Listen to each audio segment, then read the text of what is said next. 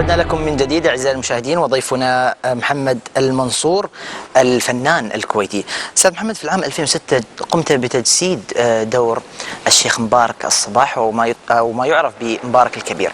هذا العمل الكبير الذي أنفق عليه ويعني أخذ منكم جهد ووقت ومال، ثم بعد ذلك منع من العرض. لماذا تم منع العمل من العرض؟ يعني أخذوه في ديوان الأميري عندنا، لأنه يتكلم عن طبعا الشخصية اللي كبيرة بمقامه باسمه، وهو مؤسس الدولة الحديثة للكويت. نعم. و يعني نسله هم الذي يحكمون الآن بالدولة بالكويت عندنا. أوقف يعني طبعا إسهاماته كثيرة، عطاءاته كإنسان سياسي كبير، علما بأنه ما انتصر طبعا في أي معركة من المعارك اللي كان يخوضها. هو يعتبر كأول زعيم عربي يتفق مع الإنجليز لحماية المنطقة. هذا كان في عام 1896 إلى 1915. كان هو تخلص من النظام أو الحكم العثماني والتركي، لأن كانت تركيا وصية على مصر وتونس والعراق وشبه الجزيرة العربية، كانت قبل لا يطلق عليها في هذه المنطقة حتى تخوم إيران. فكان هو صديق كذلك مع الشيخ خزعل في إيران، الشيخ مبارك، وحاول أن يحارب معه. محاولات صارت، لكن طبعا خاف أنه يلقى عليه اللوم بأكثر من محاولة. لكن كون هذا الرجل عرف بحكمته أنه يجب أن أحد يحمي المنطقة ويحمي الكويت غير هذا، لأن كان الحكم العثماني أو التركي كان يتحكم في هذه الأمور كلها، في هذه الدول اللي ذكرتها لك. ويحطون بعض الولاة اللي كانوا حتى الرؤساء إنما كانوا تحت ولاية أو تحت وصاية الحكم العثماني، فكانوا يتدخلون في كل شيء. مثل ما عندك أنت الآن بكثير من بعض الدول اللي موجودة، دولة أو دول كبيرة تأتي تتحكم فيه، تحركها. أي يعني لا حتى الكحة محسوبة عليك، كم كحة كحيت بما معناه. هني أوقف طبعا بأحد الدول العربية المجاورة، قالوا رجاء لا تفعلون، لأن طبعا هو كان أعداء عنده موجودين بالجزيرة العربية، وخافوا أن يعني تثور أو تقوم بقائمة تلك الأسر الموجودة الحاكمة آنذاك في هذا الوقت. بس إنما الآن مثل ما تفضلت، هل كانت في العمل مثلا أخطاء تاريخية، ملابسات غير متفق عليها مثلا في كثير من الدول؟ يعني هل كان مثلا ذكرتوا أشياء مختلف عليها تاريخيا؟ لا كلها تاريخية موجودة ومذكورة، بس احنا ما بالغنا لأن هذا تاريخنا. بالعكس يعني كان هو يساعد كل الدول المجاورة معه، ويحبونه ويحبهم وإلى آخره، وكان يستشيرهم في كل شيء، وكان يمدهم، وكانوا يعني معه. إنما تعرف قال له يمكن يصير في بعض الإشكالية من بعض الأسماء الموجودة المتكررة أو إلى آخره، فخلوه. قلنا ما يخالف نخليه، لكن سرب العمل والآن الناس كلها شافت العمل في المواقع الإلكترونية. بالضبط، المواقع الإلكترونية. جميل. كيف استطعت تجسيد هذه الشخصية؟ يعني شخصية أنا لاحظت في العمل أنك تمثل بطريقة هادية، فيها شيء من الكبرياء، حكيمة في نفس الوقت. كيف استطعت أن تضبط خلينا نقول دور الشيخ مبارك الصباح؟ هل قرأت عنه؟ هل أخبرك أحد عنه؟ قرأت عنه وزرت الأسرة الكريمة، أسرة آل صباح طبعا، أسرتنا حبيبتنا كلنا.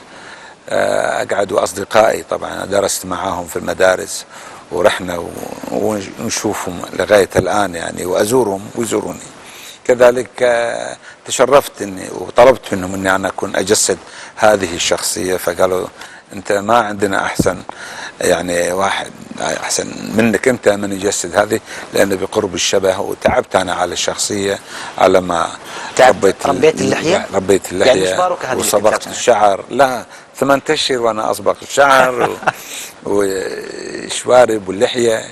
يعني بعدين كان في الماكيرية او الماكير من ايران جابوهم لي، واخذنا التصوير وعملت عملية بالعين لدرجة انه علشان قرب شخصية الشيخ مبارك. طبعا اي جسدتها اهتممت بالتفاصيل طبعا، بالإضافة إلى أني قعدت مع الأسرة ومع بعض الأشخاص من الأسرة والقريبين من شخصية مبارك.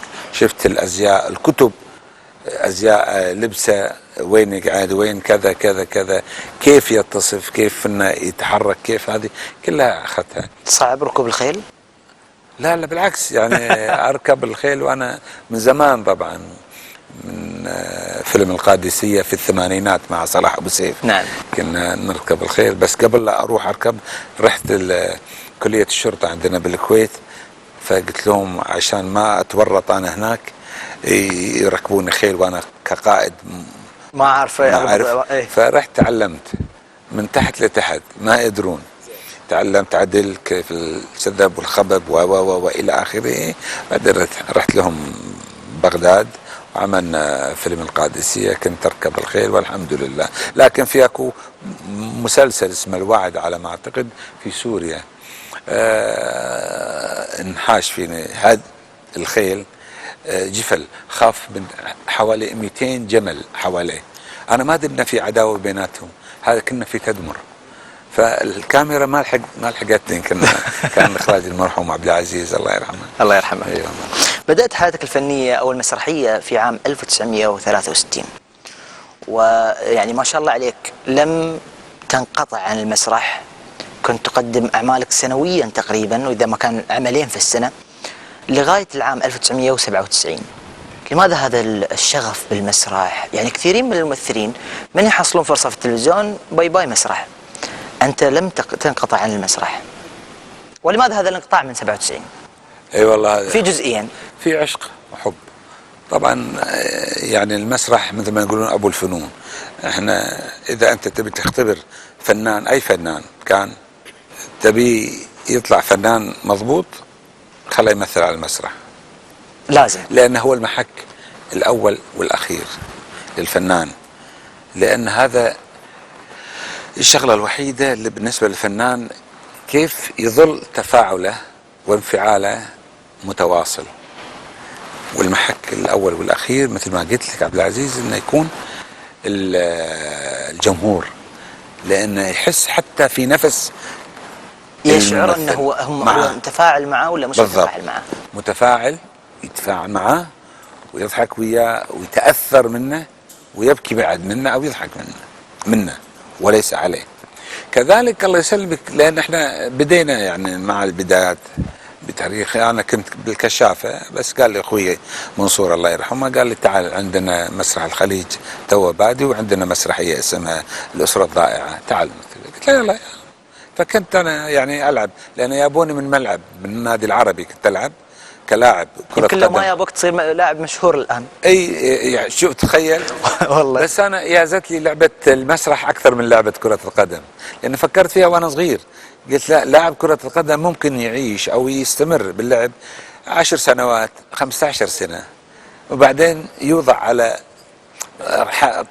كفة أو جماعة الاحتياط، أو الناس قاعدة تصارخ عليك وانت بالملعب ما قولت ولا ما ادري كذا كذا كذا. لكن لعبة المسرح لا، مستمرة معك، انت تعطي وبعدين فيها تنوع، فيها قراءات، فيها حكمة، فيها ضحكة. كذلك الجمهور يحبك كل ما تقدم انت اي عمل. فاستمريت طبعا مع بقية مشارب او بقية الفنون، مسرح، اذاعة، تلفزيون، سينما. عملنا أول فيلم كويتي. نعم. بس يا بحر، هذا أخذ 9 جوائز عالمية. نعم. فالتوقف بعد ما شفت أن يعني المسرح بدأ يتجه اتجاهات تجارية بحتة، مع احترامي مع زملائي بعضهم ما يعمل المسرح إلا بس بالموسم، يعني من عيد لعيد. نعم. وانا لا، كان احنا يمر علينا العيد مرور الكرام الموسم، فلذلك قلت لا. فشفتهم لما دخلت، شفت زملائي، كنت انا طبعا مدير اداره المسرح، قلت لازم اشوفهم اطالعهم بالمسرح، واذا اتفاجئ ان كان الجمهور اللي كان يجينا صار يجيهم. لا يجي يعني يدخل الجمهور، واذا اشوف التليفونات معاه بالصاله. اي يعني الفنان عندي على خشبه المسرح قاعد يقول الكلام ويقول العظه او الرساله اللي يبيها، واذا تفاجأ ان الناس بالتليفونات.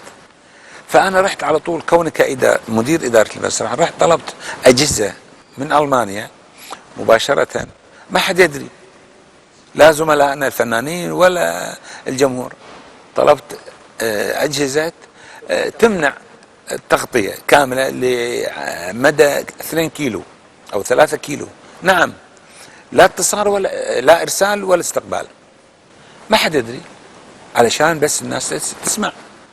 طبعا في كثير من الناس اللي يدخلون المسرح عنده تليفونين 3 4 مثلا، يعني كل هالمسائل هذه يحطونهم.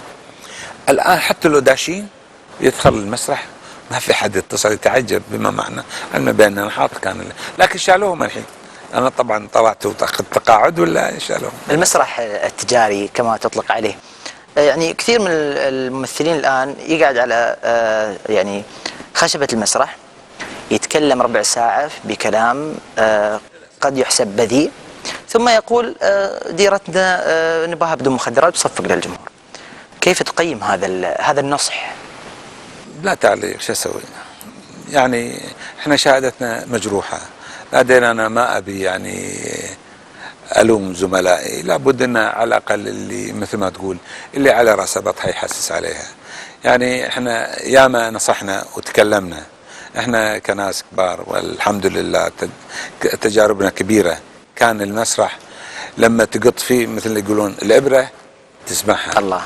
لان اقول لك انا باختصار، يعني كان القائم او القائمين على الاعمال الفنيه والمتلقي بكل اطيافهم، سواء كان أصحاب قرار ولا الإنسان بسيط، كانوا يتصفون بالصدق والاحترام والتقدير. الآن هذه الصفات كلها راحت، لا صدق ولا احترام ولا تقدير من كلا الطرفين. يعني إذا كان مثل ما تفضلت، يعني أي نجم من النجوم أو أيا كان من الممثلين المعروفين ولا شيء، يا أخي لازم تحترم المبدع الكاتب اللي أخذت أنت عليه موافقة النص من الرقابة علشان تعرض هذا العمل. ما في احترام، النص هذا يروح مني، تألف انت نص اخر.